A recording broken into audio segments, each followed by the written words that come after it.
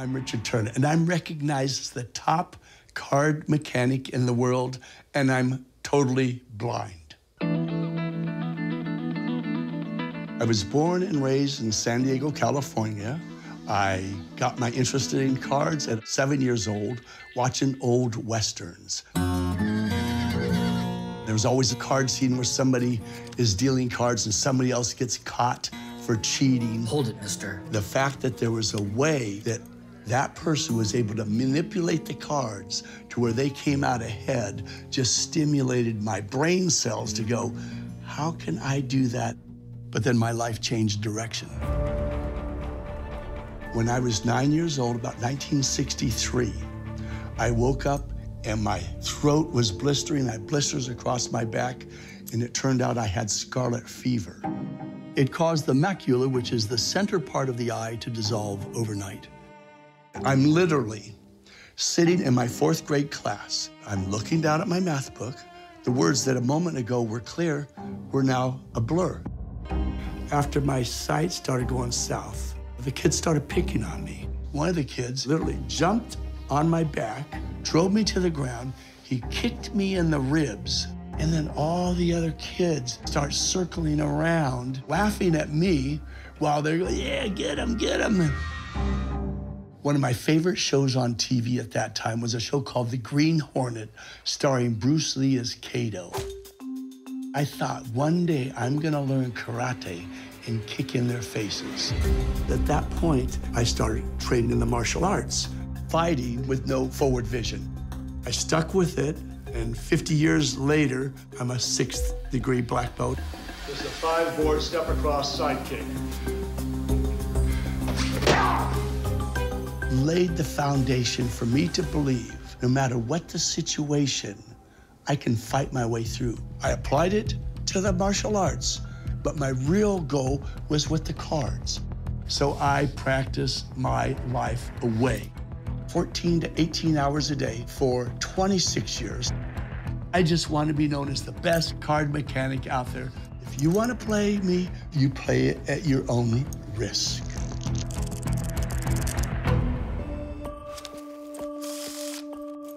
This is one of the moves I use at the card table more than anything else. It's called a second deal. It goes back centuries. We have the card on top, the lovely Queen of Diamonds. You want that card, so what you'll do is you'll deal cards below the top card. Watch so you can see exactly what's going on. The card on top sits there, but you have to deal it as smoothly as if you're dealing from the top. And then in a game, you're actually sailing the cards to the other players. It almost has to melt out of the deck. And I practice it in super slow motion till every exacting element of the muscle memory is firmly embedded in my brain. So I just funnel all of my nervous energies into practicing moves with the cards. For 50 years, I've made my living traveling the world, demonstrating how many ways I can take your money at the card table. I use my fingers to do the walking and talking through the deck. And my fingers can feel things down to micros, down to calipers. Here's the odd thing. Because I have a very rare condition called Charles-Bonnet syndrome, I see my subconscious in external space. I do not see black. Everything that's in my mind, I see projected in front of me like it's on a giant movie screen.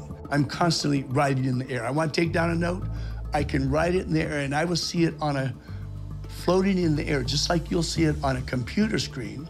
And I have what's called an eidetic memory. I'll take a picture of it, I'll never forget it. You see visually, but I see everything, but my mind creates the vision. I basically live in virtual reality. I see a 360-degree kaleidoscope of everything ever entered my brain. And I've adapted my fingers where I now have 10 abilities to see what I'm doing rather than the 2 the standard card mechanic uses. I'm gonna give the deck another shuffle. This time I'm gonna try to find a winning card right out of the middle of the deck. See if I can do this for you. Right out of the middle of the deck. I'll take one right about there. Did we get an ace? Watch again, watch again. I'm gonna try to get one right out of the middle of the deck. This time I'm gonna try a double. And we want another one right. See if we can get one out of the middle of the deck. Watch very closely. Watch very closely. Fourth ace. That was amazing. But how do you do that? There's a whole pile of answers to that question. There are many artifices that I'm able to employ at the card table. Palming cards out, holding cards out, switching cards in play, shuffling cards exactly where you want them to go. The moves I created with the cards are so difficult and so exclusive. When I die, they're likely gonna die with me. From 1979 to 84, I performed 2,190 days in a row on a riverboat. I was an entertainer first, but people would want to challenge me. One particular night, not only my card skills, but my fighting skills came into play. My job was to entertain people with how many ways I could take their money. I just finished my shift. And there's this guy going, "Come here." Come here. Come here. And he kept yelling, I kept ignoring the guy. And finally, I went up to him, I said, "How can I help you, sir?" When I play in casinos, I never lose. Okay. I said, "Sir, you don't want to play cards with me. The conditions I can control the game under are, you can shuffle and cut the deck. You can choose how many players you want. You can tell me which player you want to have win, and as sure as you're sitting there, I can make it happen." And he said, Just sit down. "All right." So I sat down. I'll call the guy Mr. Jerk. His attitude was so rude and abrasive. I was reminded of those kids and used to beat me up. I thought to myself, this is going to be fun. What do you want to play? 7-card stud. Poker with 7 cards? I thought, this is my favorite game to control. I said, "Who wins?" He says, "I do, of course." And I said, "Where are you sitting?" He says, "Right here, number 1. I said, "Okay." Because of the loss of sight, my haptic and tactile neural network, that's the part of the brain that relates to touch, has bullied its way into my visual network. Those parts of the brain have now merged together, and which has enhanced my touch. I slowly start dealing. 1, 2, 3, 4. 1, 2, 3, 4. He slapped my hand down. He says, Hold it. "We're not doing this for nothing." And he made us each pull out a $100 bill and throw it on the table. So now we had skin in the game. And I said, "All right, whatever." So I matched the money, being able to identify the card, being able to put the card where I want, being able to take the card from where I want and have it delivered to where I want. This is the ultimate ability to control the outcome of a card game. I dealt him an ace high straight. He was so excited. He jumped from the table, grabbed the money, stuffed it in his pocket and says, I told you I always win. I said, "Do you think this was just a coincidence?" He said, "What are you talking about?" I said, "Do you have more hundreds?" He said, "I have a fistful of them." I gathered the cards together. I shuffled, I let him shuffle, and we just started playing. Hand after hand. Full house. Take the money, put it in my pocket. Ace high straight, take the money. 4 of a kind, take the money. Hand after hand after hand. He kept wanting to up the stakes, get his money back. Finally, after about, 10 or 12 rounds, a nice stack of big bills, I thought maybe he learned his lesson.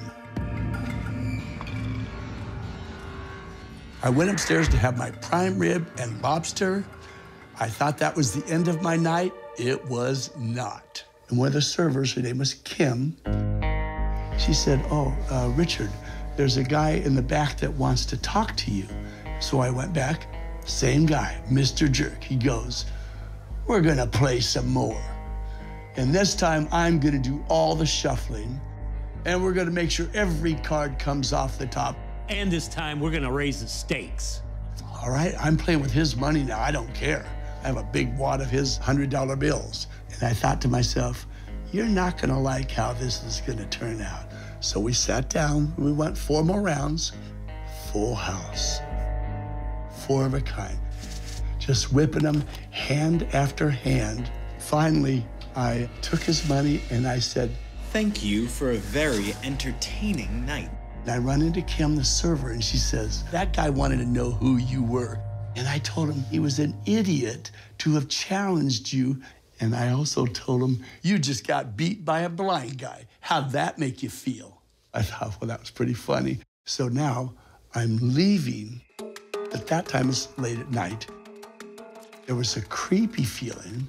In the martial arts, we call it situational awareness. I could sense something was going on. I just had an uneasiness. I was just getting ready to turn around. All of a sudden, this guy runs up. Give me my money! I want it back! And he hisses in my ear. I'll kill you. I instantly identified his voice as Mr. Jerk. I want my money! This is where I have an advantage over others. They have to see what they're doing. I don't. He wants his money back, and he wants to get me because now he's really ticked. Not a smart thing to do when somebody's trained in the martial arts. My karate training kicked in. I instantly smashed my head back. I heard his nose crunch. At that same instant, I dropped down, broke his grip. From that moment on, he was mine. I slammed my right fist into his groin. At that same moment, I just drilled the heel into his foot. Now he's screaming and cursing at me. He says, I'm gonna kill you. He starts running in, and I can tell he was gonna try to hit me with his right. And I caught him with a side kick in his lower ribs, which is extremely painful. And it basically folded him up to drop him to the ground. It stifled his desire to want to do anything. And at that point, the pain was so intense that he wandered away, whining and sniveling. And I thought, I wonder if he was one of those jerks that beat me up as a kid. Maybe I got back at one of those jerks. Don't mess with a blind martial artist, card mechanic, or you may be a big loser.